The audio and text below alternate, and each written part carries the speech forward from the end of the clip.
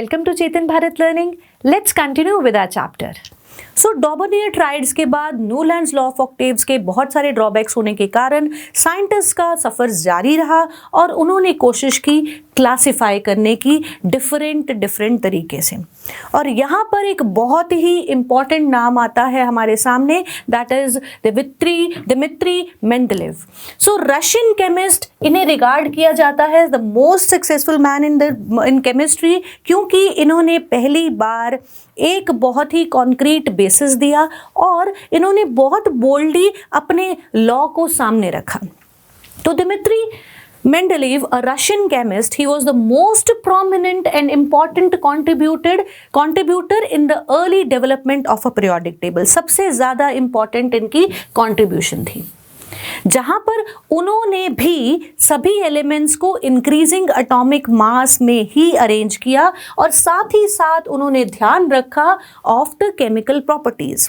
इससे पहले हमारे जितने भी केमिस्ट थे उन्होंने एटॉमिक मास को importance the, but chemical properties same है या नहीं वो नहीं देखा। जैसे हमने न्यूलैंड्स लॉ ऑफ ऑक्टेव्स में देखा, सेम है या नहीं, 8वां एलिमेंट है तो डाल दो उसी ग्रुप में, बट इन्होंने ऐसा नहीं किया। ही strictly arranged the atomic elements with atomic masses in accordance with the chemical properties as well. So he is regarded as the most successful contributor about when it comes to the arrangement or the periodic classification of elements. जो हम आज पढ़ते हैं उसमें भी इनका बहुत बड़ा contribution है, क्योंकि chemical properties को importance देने वाले along with the atomic mass थे मेंडलेव। ठीक जी, तो मेंडलेव के बारे में याद रखेंगे और मेंडलेव की कंट्रीब्यूशन भी बहुत इंपॉर्टेंट है। अब मेंडलेव ने अपना वर्क जब स्टार्ट किया उस समय 63 एलिमेंट्स नोन थे। बहुत ही केयरफुली इन्होंने एग्जामिन किया the relation between the increasing atomic masses and their physical and chemical properties. किसी भी एलिमेंट का एटॉमिक मास देखने के साथ साथ उन्होंने केमिकल और फिजिकल प्रॉपर्टीज को भी एग्जामिन किया। अब इन्होंने ना बहुत इलेबोरेट तरीके से जो है अपनी क्लासिफिकेशन, अपना पीरियोडिक टेबल तैयार किया। वो कैसे?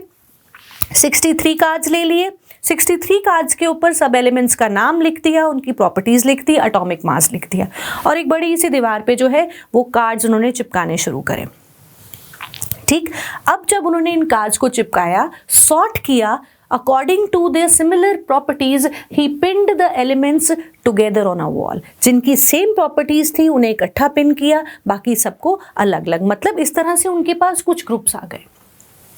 So he observed that most of the elements got a place in the periodic table and were arranged in the order of their increasing atomic masses. Right? So he also observed that there occurs a periodic reoccurrence of elements with similar physical and chemical properties. So ये एक इतनी important बात है which laid the foundation of the further modern periodic table as well. So सबसे पहले बताने वाले, उनको अरेंज करने वाले atomic masses में, atomic masses को अभी से पहले भी साइंटिस्ट केमिस्ट पढ़ चुके थे, बट इन्होंने with reference to the special physical properties and chemical properties associated with every element arrange करना शुरू करा एंड पाया कि there is a periodic reoccurrence of the physical and chemical properties of the elements। और इस हिसाब से इन्होंने अरेंज किया मेंडलीव्स पीरियोडिक टेबल के अंदर and he formulated a periodic law. अब पीरियोडिक लॉ क्या कहता था? इनका periodic law stated that the properties of elements are the periodic function of their atomic masses। मतलब क्या हुआ इस बात का? इसका मतलब ये है कि अगर atomic masses के हिसाब से अरेंज करना शुरू करें तो periodic properties भी एक reoccurrence शो करती हैं, एक periodicity के साथ रिपीट होती हैं। So the properties of elements are the periodic function of their atomic masses। उनके atomic masses का एक periodic function है। ठीक, सो मेंडलेव ने अपने पीरियोडिक टेबल में वर्टिकल कॉलम्स को, यानी कि जो ऐसे सीधे खड़े हुए कॉलम्स हैं, इन्हें नाम दिया ग्रुप्स एंड हॉरिजॉन्टल को कहा गया पीरियड्स। ठीक है जी। तो यहाँ पर ही contains vertical columns called as groups and horizontal rows called as periods. So Mendeleev's periodic law, a very important law, इस लॉ को आप याद रखेंगे। The properties of elements are a periodic function of their atomic masses. फिर से इसका मतलब समझ लो कि जब हम एलिमेंट्स को atomic masses, increasing atomic masses में अरेंज करना शुरू करेंगे तो एक रेगुलर पीरियोडिक रीअकरेंस होगी of the same properties by the elements. और इसी के हिसाब से उन्होंने तैयार किया the Mendeleev's periodic table which consisted of groups and periods. ठीक, अब इंपॉर्टेंट क्या था इनका ये पीरियोडिक टेबल जो था, that was published in German journal in 1872।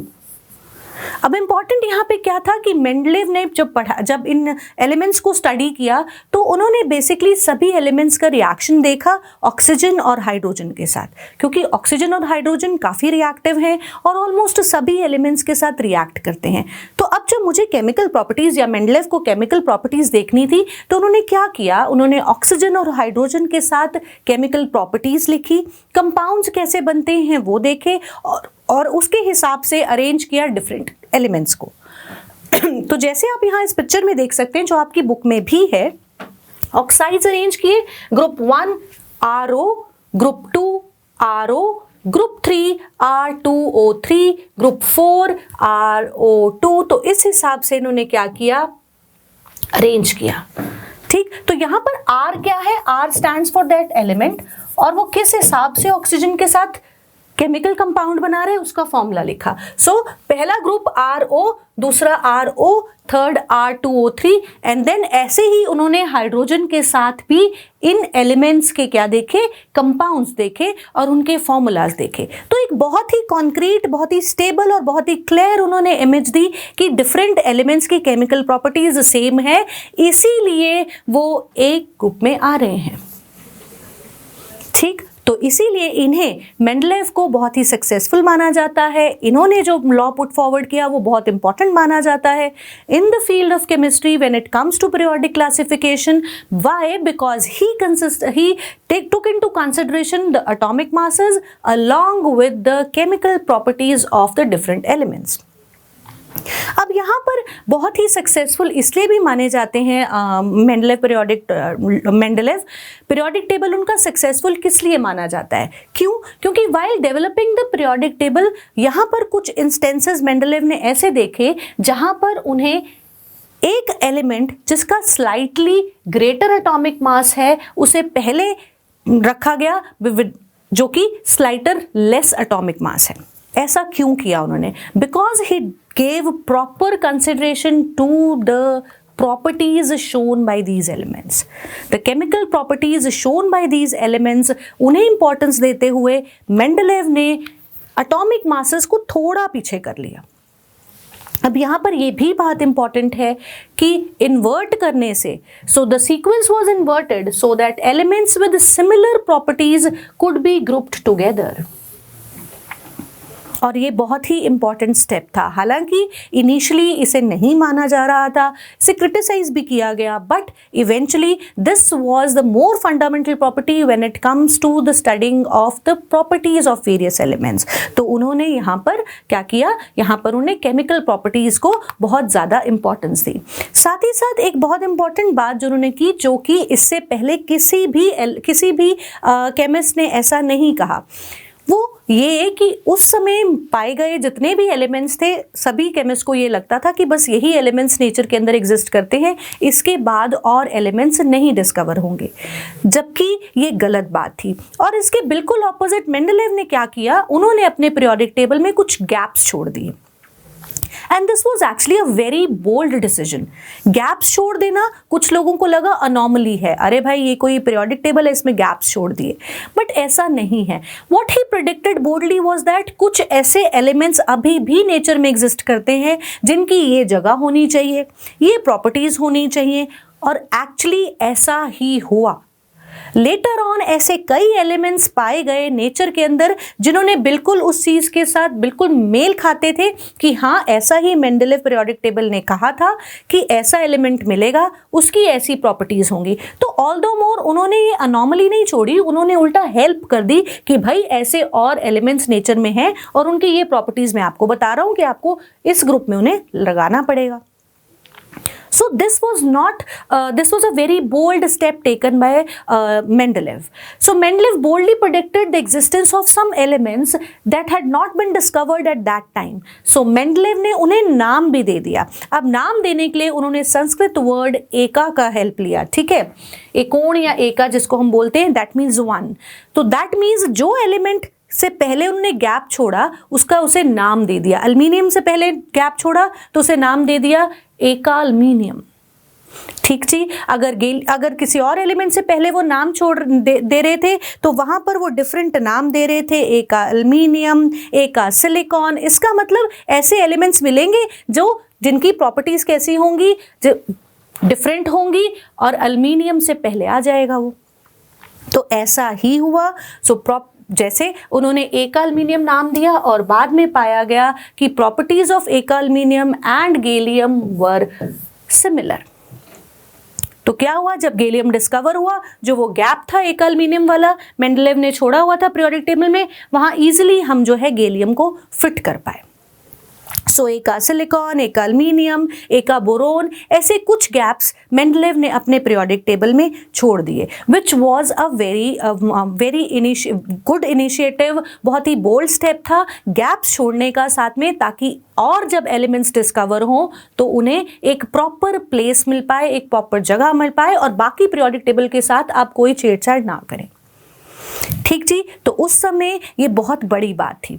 एक और इंपॉर्टेंट स्ट्रेंथ जो मेंडलेव के पीरियोडिक टेबल की थी वो थी नोबल गैसेस की. नोबल गैसेस जिनका जिक्र इससे पहले कुछ केमिस्ट ने कर दिया था, बट वो उसकी जगह जस्टिफाई नहीं कर पाए, क्योंकि नोबल गैसेस बहुत ही स्टेबल हैं, बहुत कम रिएक्ट करती हैं, कोई रिएक्शन शो नहीं करती, तो उनकी केमिकल प्रॉपर्टीज को आप कैसे देखोगे. So one of the strengths of Mendeleev's periodic table was that when these noble gases were discovered they could be placed in an entirely different new group without disturbing the existing order. Noble gases को बिल्कुल ही एक अलग group में रख दिया गया ताकि बाकी ऑर्डर को मेंटेन रखा जा सके. और इससे पहले के केमिस्ट नोबल गैसेस को प्रॉपरली जस्टिफाई नहीं कर पाए. तो ये तो कुछ एडवांटेजेस थे मेंडलीव्स पीरियोडिक टेबल के. बट ऐसा नहीं है कि उसमें कुछ लिमिटेशंस नहीं थी. लिमिटेशंस थी, और वो लिमिटेशंस क्या थी वो भी आप ध्यान रखेंगे. तो कई बार स्टूडेंट्स प्लीज डू रिमेंबर, आपके एग्जाम में डायरेक्ट क्वेश्चन पूछ लिया जाता है, what is the Mendeleev's periodic law, उसकी लिमिटेशंस दीजिए और एडवांटेजेस दीजिए. सो पॉइंट वाइज आप लिमिटेशंस एडवांटेजेस ढंग से याद करेंगे. ठीक जी. सो पहली लिमिटेशन क्या है, no fix position could be given to hydrogen in the periodic table. अब हाइड्रोजन की आज भी यूनिक पोजीशन है अगर हम मॉडर्न पीरियोडिक लॉ की बात करते हैं, मॉडर्न पीरियोडिक टेबल की बात करते हैं, जिसे हम दोबारा डिस्कस भी करेंगे, अभी आने वाले लेक्चर में हम डिस्कस करेंगे. सो हाइड्रोजन को एक फिक्स पोजीशन नहीं दे पाए थे और ये एक लिमिटेशन थी मेंडलीव पीरियोडिक टेबल की. अब हाइड्रोजन जो है, हाइड्रोजन अल्कली मेटल्स की तरह ही कंबाइन करता है, ऑक्सीजन के साथ, सल्फर के साथ कंपाउंड्स बनाता है. और साथ ही साथ अगर हम देखें तो हाइड्रोजन हलोजेंस की तरह डायटॉमिक मॉलिक्यूल की तरह एग्जिस्ट करता है और कोवलेंट कंपाउंड्स भी बनाता है. ठीक. तो हाइड्रोजन की रिजेम्बलेंस जो है वो अल्कली मेटल्स के साथ भी है और साथ ही हमारे फ्लोरीन, क्लोरीन यानी कि हलोजेंस के साथ भी इसकी रिजेम्बलेंस है. तो हाइड्रोजन की फिक्स्ड पोजीशन ना दे पाना एक लिमिटेशन था ऑफ मेंडलीव्स पीरियोडिक टेबल. साथ ही साथ आइसोटोप्स जब डिस्कवर किए, अब आपको याद होगा आइसोटोप्स क्या है, आइसोटोप्स हमने पहले भी पढ़े हुए हैं आपकी पिछली क्लास में. So isotopes are the elements having same atomic number but different atomic masses. अब atomic masses अलग हो गए, बट हमने तो अपने सारे पीरियोडिक टेबल को एटॉमिक मास के हिसाब से किया है. सो आइसोटोप्स को, जब आइसोटोप्स मिल रहे हैं तो आप आइसोटोप्स को कहाँ प्लेस करेंगे, ये भी एक लिमिटेशन थी मेंडलीव्स पीरियोडिक क्लासिफिकेशन की. ठीक. तो पोजीशन ऑफ हाइड्रोजन ये क्लियर नहीं थी. आइसोटोप्स जब डिस्कवर हुए, आइसोटोप्स को एक प्रॉपर पोजीशन नहीं दे पाए मेंडलीव, इसके बारे में नहीं बता पाए ठीक से. और अनदर प्रॉब्लम ये थी कि जब हम बढ़ते हैं किसी भी ग्रुप में इंक्रीज एटॉमिक मास के हिसाब से, तो atomic masses do not increase in a regular manner in growing from one element to the next. ऐसा है नहीं है कि बिल्कुल रेगुलरली बढ़ रहे, एक का डिफरेंस है या दो का डिफरेंस है, ऐसा नहीं है। और इससे जो गैप्स छोड़े थे मेंडलेव ने, अब पता नहीं है कि दो एलिमेंट्स के बीच में कितने और एलिमेंट्स बाद में डिस्कवर हो सकते हैं। सो इस चीज को प्रॉपरली मेंडलेव पीरियोडिक टेबल नहीं समझा पाया कि कितने एलिमेंट्स किन्हीं दो ऑलरेडी नोन एलिमेंट्स के बीच में लेटर डिस्कवर होंगे। So the position of hydrogen, exact location of isotopes की आइसोटोप्स को कैसे रखें, और कैसे एटॉमिक मास जो कि रेगुलरली इंक्रीज नहीं करता, दो एलिमेंट्स के बीच में हम कैसे बता सकते हैं कि आपने छोड़ दी जगह एक का बोरोन एक का अल्मीनियम, बट दो एलिमेंट्स के बीच में कितने और अभी भी एलिमेंट्स डिस्कवर हो सकते हैं, इस बारे में वो बिल्कुल क्लियर व्यू नहीं दे पाए। So it was not possible to predict how many elements could be discovered between two elements, specially when we consider the heavier elements. Lighter elements तक तो ठीक था, हेवियर एलिमेंट्स में कुछ जो है ये परेशानियां आई।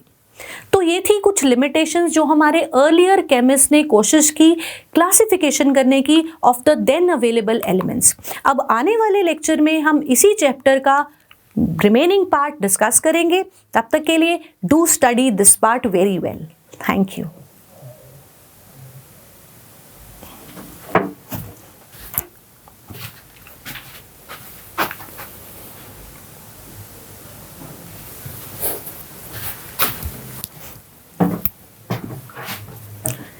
इसी चैप्टर के हम अगला रिमेनिंग पार्ट अपने नेक्स्ट वीडियो में करेंगे। तब तक आप इस चैप्टर को यहाँ तक अच्छे से समझ लीजिए। I will see you again in the next video.